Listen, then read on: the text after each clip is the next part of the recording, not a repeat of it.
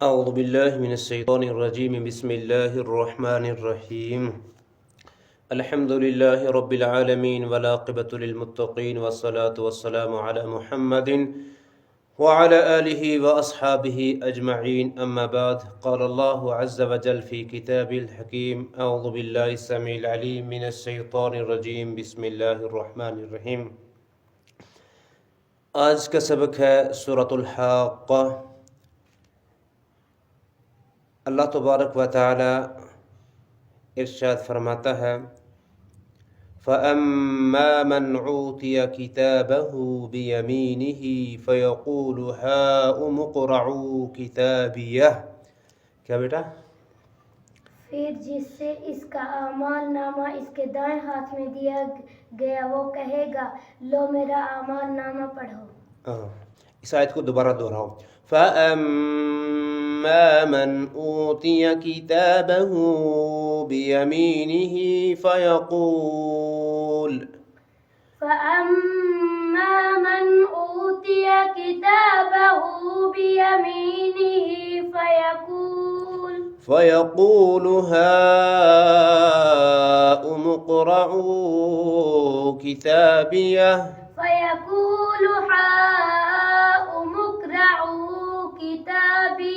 یعنی جس سے اللہ تبارک و تعالی اس کا نام اعمال اس کے دائیں ہاتھ میں دے گا روز قیامت، فیقول تو وہ کہے گا ہاؤم اقرءوا کتابیہ کہ اے دنیا کے لوگوں دیکھ لو میرا یہ نام اعمال پڑھ لو۔ یعنی وہ ماری خوشی کے ہر ایک کو کہے گا کہ پڑھ لو میرا یہ نام اعمال جو مجھے مل گیا ہے، اس لیے کہ اسے پتہ ہوگا کہ اس میں اس کی نیکیاں ہی نیکیاں ہوں گی، کچھ برائیاں ہوں گی تو اللہ تبارک و تعالی انہیں معاف فرما دے گا یا ان برائیوں کو حسنات میں تبدیل کر دے گا، جیسے اللہ تبارک و تعالی نے اہل ایمان کے ساتھ فضل و کرم کی یہ مختلف صورتیں بیان کی ہیں۔ پھر آگے بیٹا فرمایا انی ظننت انی ملاق حسابیہ۔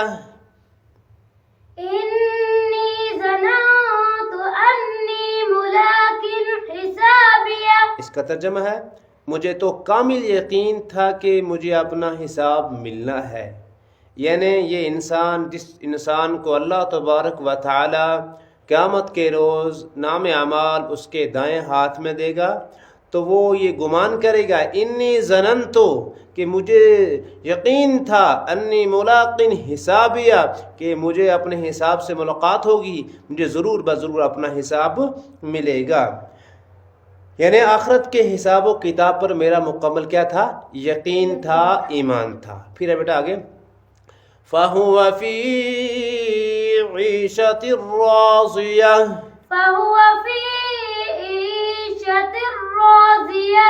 پھر وہ ایک دل پسند زندگی میں ہوگا، یعنی آرام کی زندگی کے اندر ہوگا، جنت والی زندگی کے اندر ہوگا۔ پھر آگے فرمایا فی جنت عالیہ،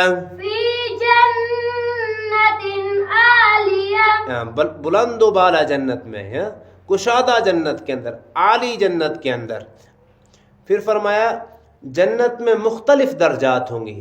قرآن نے کہا فی جنت عالیہ، جس انسان کو اس کا نام اعمال اس کے دائیں ہاتھ میں دیا جائے گا تو وہ خوشی کے مارے سب سے کہے گا ہاؤم اقرءوا کتابیہ، لو میرا یہ نام اعمال پڑھو۔ انی ظننت انی ملاق حسابیہ کہ مجھے یقین تھا کہ میرا حساب مجھے ملے گا۔ پھر فہو فی عیشۃ راضیہ، وہ تو مزے کی زندگی کے اندر ہوگا، دل پسند زندگی کے اندر ہوگا۔ فی جنت عالیہ، اور بلند و بالا جنت کے اندر۔ جنت میں مختلف درجات ہوں گے، ہر درجے کے درمیان بہت بڑا فاصلہ ہوگا، جیسے اللہ تبارک و تعالی اور محمد الرسول اللہ صلی اللہ علیہ وسلم نے فرمایا مجاہدین کے بارے میں، نبی علیہ السلام کا ارشاد ہے کہ جنت میں 100 درجے ہیں جو اللہ تعالی نے مجاہدین کے لیے، یعنی جو لوگ فی سبیل اللہ جہاد کرتے ہیں ان کے لیے تیار کی ہیں۔ 2 درجوں کے درمیان زمین و آسمان جتنا فاصلہ ہوگا، یعنی اللہ تبارک و تعالی نے جنت کے اندر مختلف درجے رکھے ہیں۔ 100 درجے جنت کے اندر ہیں. فرمایا اللہ نے مجاہدین کے لیے رکھے ہیں. اور پھر فرمایا ان 2 درجوں کے درمیان دوری اتنی ہوگی, فاصلہ اتنا ہوگا جتنا زمین و آسمان کے درمیان ہے. یہ حدیث صحیح مسلم کے اندر بھی ہے, کتاب الامارہ, صحیح بخاری کتاب الجہاد کے اندر بھی ہے. پھر بیٹا قطوفها دانیہ, قطوفها دانیہ, جس کے میوے جھکے پڑے ہوں گے. ایسی جنت کے اندر یہ انسان جائے گا جس کے میوے کیا ہوں گے؟ جھکے ہوئے ہوں گے, یعنی بالکل قریب ہوں گے. جھکے ہوئے مطلب کیا ہے؟ بالکل قریب ہوں گے. یعنی کوئی لیٹے لیٹے بھی یہ پھل توڑ سکتا ہے تو ممکن ہوگا. یعنی اگر کوئی لیٹے لیٹے بھی ان درختوں سے پھل توڑنے کی تمنا کرے گا تو بالکل توڑ سکے گا, تو ممکن ہوگا. قطوفن, اس کی یہ اصل میں قطفن کی جمع ہے, توڑے ہوئے مراد پھل ہیں. ما یقطف من الثمار. پھر آگے اللہ تبارک و تعالی پھر فرماتا ہے کُلُوا وَاشْرَبُوا حَنِيئًا بِمَا أَسْلَفْتُمْ فِي الْأَيَّامِ الْخَالِيَةِ. كلوا واشربوا حنيئا بما أسلفتم في الأيام الخالية. ان سے کہا جائے گا, کن سے؟ جن انسانوں کو اللہ تبارک و تعالی ان کا نام اعمال کس ہاتھ میں دے گا؟ دائیں ہاتھ میں. ان سے کہا جائے گا کہ کلو, تم سب کھاؤ, واشربو, پیو, حنیئا بما اسلفتم فی الایام الخالیہ, کہ مزے سے کھاؤ پیو اپنے ان اعمال کے بدلے جو تم نے گزشتہ زمانے میں کیے. یعنی ان اعمال کے بدلے جو تم نے دنیا پہ نیک اعمال کیے, حسنات کیے, ان کے بدلے اب تمہیں جنت کے اندر اللہ تبارک و تعالیٰ کہہ رہا ہے کہ کلو واشربو, کھاؤ پیو, مزے سے کھاؤ, یہ اس کا بدلہ ہے جو تم نے دنیا کے اندر نیک اعمال کیے. یعنی دنیا میں اعمال صالح کیے, یہ جنت ان کا صلہ ہے, ان کا بدلہ ہے, صلہ ہے. اب یہ ایک کیٹیگری ہوگی. اس کے بعد جو ہے دوسری کیٹیگری یہاں سے شروع ہوتی ہے بائیں ہاتھ والوں کی. کون سے؟ بائیں ہاتھ والے. جو دائیں ہاتھ والے ہیں یہ جنت کے اندر جائیں گے, نیکوکار ہیں. اللہ سے دعا بھی کرنی چاہیے, اللہم اجعلنا منہم, اے رب قدیر تو ہم کو بھی انہی میں سے بنا دے. اور آگے فرمایا وَأَمَّا مَنْ أُوتِيَ كِتَابَهُ بِشِمَالِهِ وَأَمَّا مَنْ أُوتِيَ كِتَابَهُ بِشِمَالِهِ فَيَقُولُ يَا لَيْتَنِي لَمْ أُوتَ كِتَابِيَهْ فَيَقُولُ يَا لَيْتَنِي لَمْ أُوتَ كِتَابِيَهْ. لیکن جسے اس کے اعمال کی کتاب اس کے بائیں ہاتھ میں دی جائے گی تو وہ کہے گا یا لیتنی لم اعط کتابیا, کہ کاش کہ مجھے میری کتاب ہی نہ دی جاتی. وہ کیا کہے گا؟ کاش کہ مجھے میری کتاب ہی نہ دی جاتی, کاش کہ مجھے میرا مارکس کارڈ ہی نہ دیا جاتا, کاش مجھے بتایا ہی نہ جاتا. اس کا مطلب یہ ہے کیونکہ نام اعمال کا بائیں ہاتھ میں ملنا بدبختی کی علامت ہوگا. کس کی علامت؟ بدبختی کی. اور نام اعمال کا دائیں ہاتھ میں ہونا خوش قسمتی کی علامت ہوگا. یعنی مجھے بتلایا ہی نہ جاتا, یقول یا لیتنی لم اعط کتابیہ, مجھے بتلایا ہی نہ جاتا, کیونکہ سارا حساب ان کے کیا ہوگا؟ خلاف ہوگا. کیا ہوگا؟ خلاف ہوگا. دنیا پہ جو بھی برائی کی ہوگی, جو بھی ظلم کیے ہوں گے, سارے کے سارے اس نام اعمال میں درج ہوں گے. پھر انسان کہے گا وَلَمْ أَدْرِ مَا حِسَابِيَهْ وَلَمْ أَدْرِ مَا حِسَابِيَهْ. اور میں جانتا ہی نہ کہ حساب کیا ہے, اور میں جانتا ہی نہ کہ حساب کیا ہے. یعنی یہ مارکس کارڈ یہ بائیں ہاتھ کے اندر مجھے نام اعمال ملا ہی نہ ہوتا, میرا حساب ہوا ہی نہ ہوتا. پھر کہے گا یا لیتہا کانت القاضیہ, یا لیتہا کانت القاضیہ, کہے گا کاش کہ موت میرا کام ہی تمام کر دیتی. اب وہ اس وقت کیا مانگے گا؟ موت مانگے گا. کیا مانگے گا؟ موت مانگے گا. ہاں یعنی موت ہی فیصلہ کن ہوتی. وہ کہتا کہ نہیں، موت ہی اگر فیصلہ کن ہوتی اور دوبارہ زندہ نہ کیا جاتا تاکہ یہ روز بد نہ دیکھنا پڑتا، تو وہ صرف یہ کہتا یا لیتہا کانت القاضیہ، کاش کہ موت ہی اگر میرا خاتمہ کر دیتی. یعنی وہ یہ سوچتا کہ جب میں مر گیا تھا اس کے بعد اور کوئی زندگی نہ ہوتی، حساب و کتاب نہ ہوتا. وہ ایک تمنا کرے گا، وہ ایک حسرت کرے گا. لیکن اللہ تبارک و تعالیٰ کا یہ اصول ہے. اللہ نے کائنات کو بنایا ہے اور انسانوں کو پیدا فرمایا ہے، اور پیدا فرمانے کے بعد ان کو جو ہے دنیا پہ مہلت بھی دی ہے کہ وہ زندگی گزار لے، پھر آخر موت آنی ہے. لیکن موت بھی جو ہے صرف اور صرف جو ہے دنیا سے جانے کا نام ہے. اصل میں انسان نے جو بھی چیزیں کی ہوئی ہوتی ہے، مرنے کے بعد بھی دوبارہ زندگی ہے. اللہ دوبارہ زندہ کر کے حساب و کتاب لے گا، پوچھے گا کہ تو نے دنیا میں کیا کیا. اس کے بعد پھر جو نیکوکار ہوں گے ان کو جنت کے اندر داخل فرمائے گا، اور جو بدکار ہوں گے، ظالم ہوں گے، مشرک ہوں گے، ان کو جہنم کے اندر داخل کرے گا. اس لحاظ سے یہ بائیں ہاتھ والے کہیں گے یا لیتہا کانت القاضیہ، کاش کہ موت نے ہی ہمارا کام تمام کر دیا ہوتا، یعنی موت ہی فیصلہ کن ہوتی اور دوبارہ زندہ نہ کیا جاتا تاکہ یہ روز بد نہ دیکھنا پڑتا.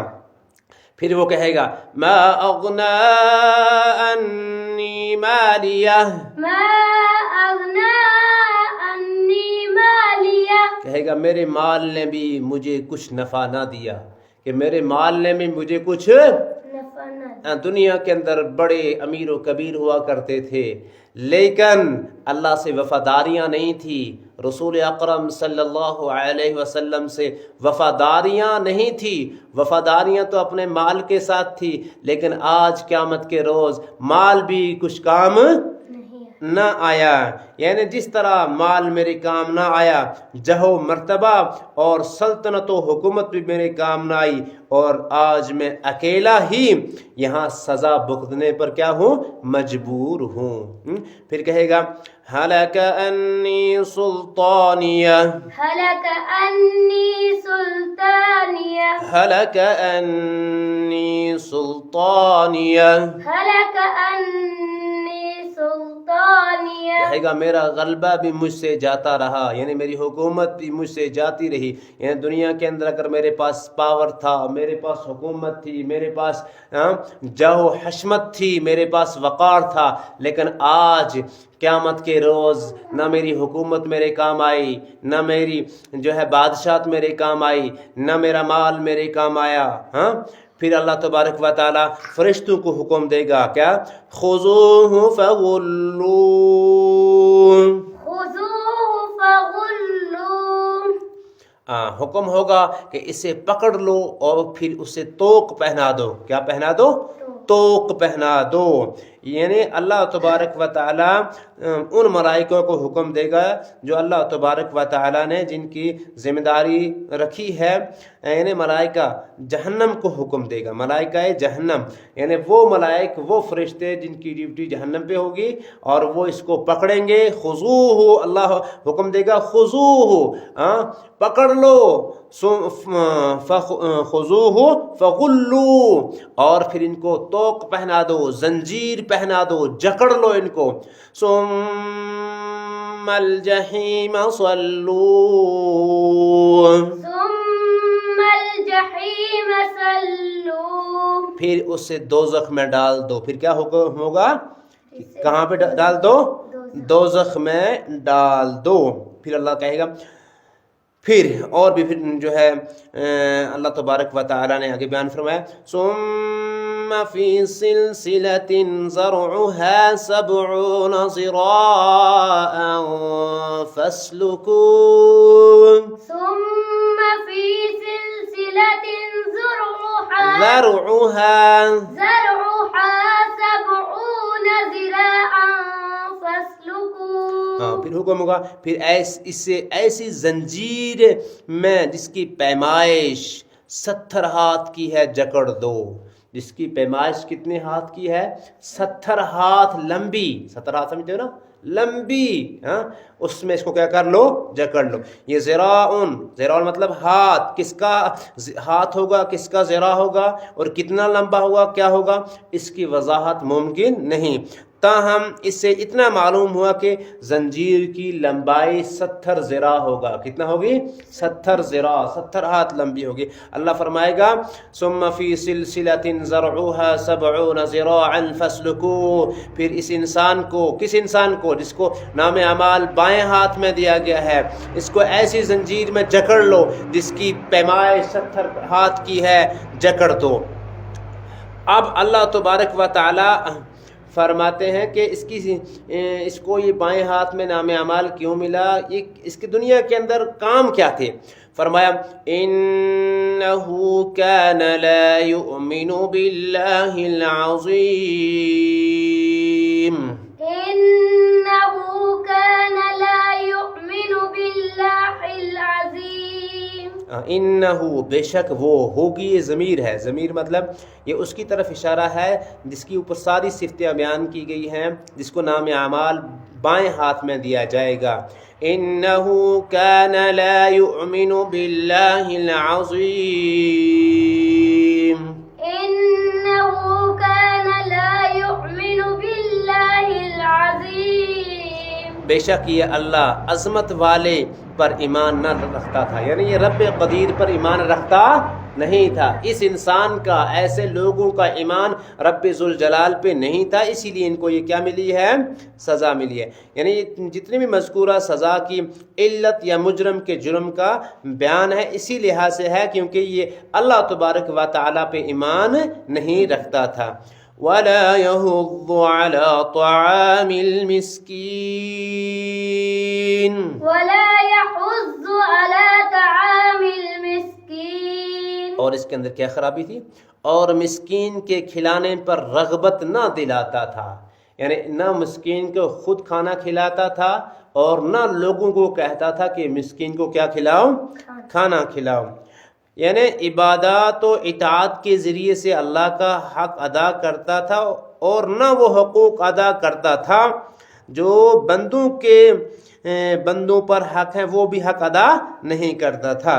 یعنی نہ اللہ تبارک و تعالیٰ کی اطاعت کے ذریعے اللہ کا حق ادا کرتا تھا اور نہ بندوں کے حق ادا کرتا تھا. گویا اہل ایمان میں یہ جامعیت ہوتی ہے کہ وہ حقوق اللہ اور حقوق العباد دونوں کی ادائیگی کا اہتمام کرتے ہیں. یعنی جو اللہ کے نیک بندے ہیں، جو دائیں ہاتھ والے ہیں، جو جنت کے اندر جائیں گے، ان کی خصوصیت کیا ہے کہ وہ ایک تو اللہ تبارک و تعالیٰ کے حقوق ادا کرتے ہیں، جن کو کہا جاتا ہے حقوق اللہ. کیا کہا جاتا ہے؟ وہ اس کو بھی ادا کرتے ہیں. اور پھر حقوق العباد، جو اللہ کے نیک بندے ہیں وہ اللہ کا حق بھی ادا کرتے ہیں، اللہ کے حقوق بھی ادا کرتے ہیں، اور جو اللہ کے بندوں کے حقوق ہیں ان کو بھی کیا کرتے ہیں؟ ادا کرتے ہیں. لیکن جو سیاکار ہیں، جو ظالم ہے، جو قیامت کے روز جن کو بائیں ہاتھ میں نام اعمال دیا جائے گا، ان کی اللہ تبارک و تعالیٰ نے یہ خصلت بیان فرمائی ہے کہ وہ نہ اللہ پہ ایمان رکھتے تھے اور نہ مسکین کو کھانا کھلاتے تھے، یعنی نہ حقوق اللہ کی تابعداری کرتے تھے اور نہ بندوں کے جو حقوق العباد ہے ان کا بھی اہتمام نہیں کرتے تھے.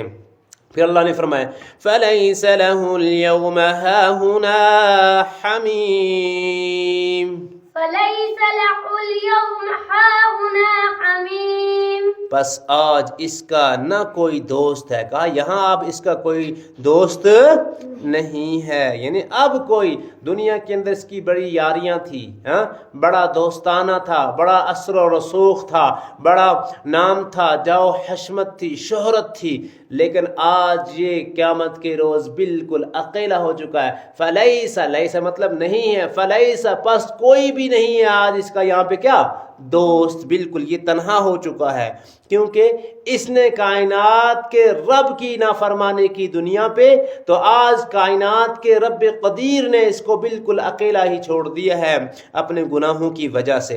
پھر فرمایا وَلَا طَعَامٌ إِلَّا مِنْ غِسْلِينٍ،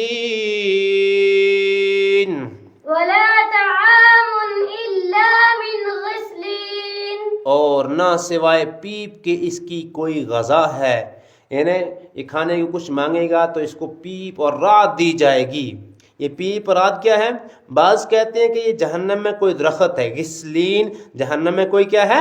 درخت ہے. بعض کہتے ہیں کہ زقوم ہی کو یہاں غسلین کہا گیا. زقوم بھی جہنم کے اندر جو ہے اللہ تبارک و تعالیٰ نے جہنمیوں کے بارے میں کہا کہ ان کو زقوم کا پانی دیا جائے گا.